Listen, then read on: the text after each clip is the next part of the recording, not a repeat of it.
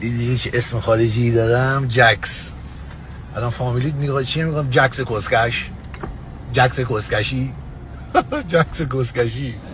کیف چهارشنبه بازار در بیارم اومدم سبزی بخرینم. کسه این چه کیف کیریه داری؟ پول کافی میشه $5. میدونی چی بهت میگم؟ $20 بهش بدم. بدبخته دیگه. چرا بدبخته؟ Keep the change, yeah. Alright. حالش گایدن ایز رویس فلان.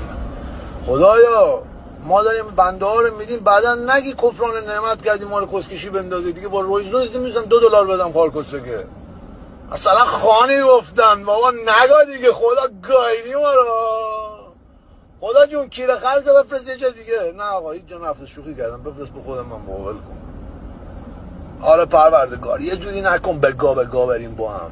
چی ماشین داره نگاه میکنن جان. نگاه بکنی ماشین منو. دمت گرم. خالم گاییده شده آجی نمیده. مادر ما مرد پدر باتری